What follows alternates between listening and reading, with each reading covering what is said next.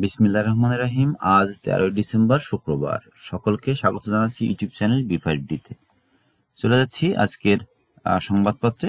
আজকের প্রথমে দৈনিক বাংলাদেশ প্রতিদিন তারা শিরোনাম করেছে কোটির বেশি বেকার। এছাড়াও হাসিনার বক্তব্য সমর্থন করে না ভারত, সেই রিপোর্টটি করা হয়েছে।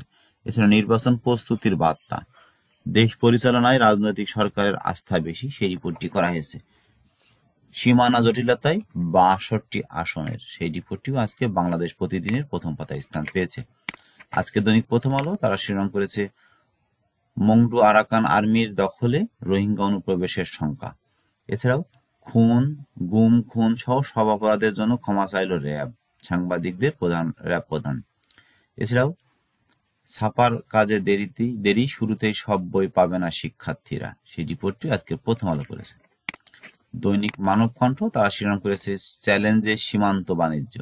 এছাড়াও প্রধান উপদেষ্টা বলেছেন ভারত পাকিস্তান কিছু ইস্যুর কারণে সার্ক সক্রিয় হচ্ছে না। এছাড়াও নতুন দলকে ভোট দেবেন দেশের 40% মানুষ, একটি জরিপের রিপোর্ট।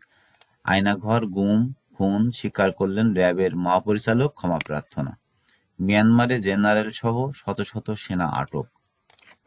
আজকে দৈনিক সমকাল শিরোনাম করেছে হতদরিদ্ররা কাঁপছে ঠান্ডায়, শীত ব্যবস্থাপনা ঠনঠন। আয়নাঘর গুম খুন স্বীকার, ক্ষমা চাইলেন র্যাবের ডিজি।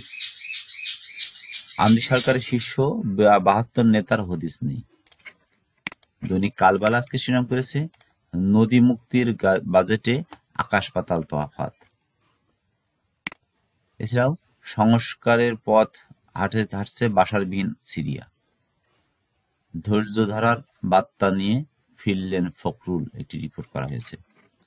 আজকে দৈনিক কালের কণ্ঠ শিরোনাম করেছে রেকর্ড 8 বোনাসে পকেট গরম, মাথাপিছু ঋণ 1.25 লাখ টাকা, একটি রিপোর্ট করা হয়েছে কালের কণ্ঠে।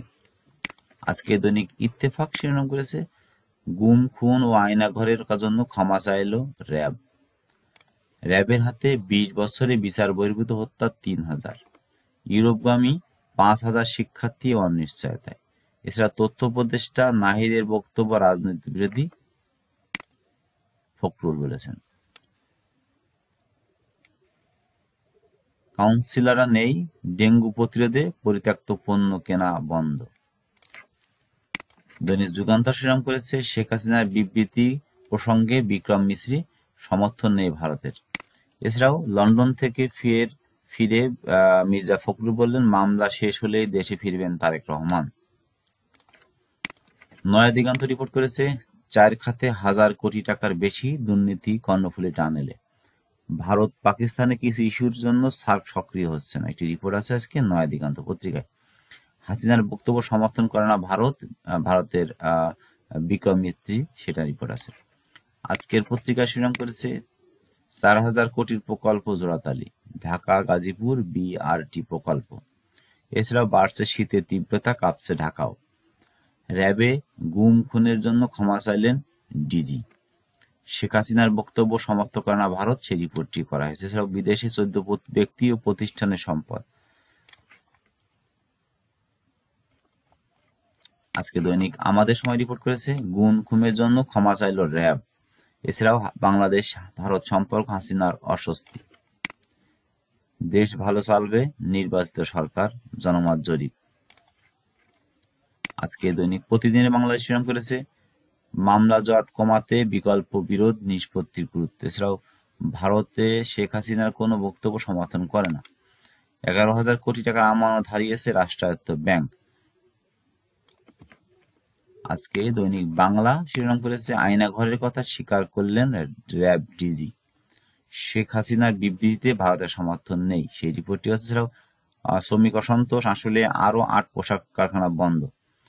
জান্তা বাহিনীর জেনারেল সহ কয়েকশো সেনা আটক। মংডু পুরোপুরি দখলে নিল আরাকান আর্মি। চলতি বছরে বিশ্বের 54 সাংবাদিক নিহত, সেই রিপোর্টটিও দৈনিক বাংলা করেছে।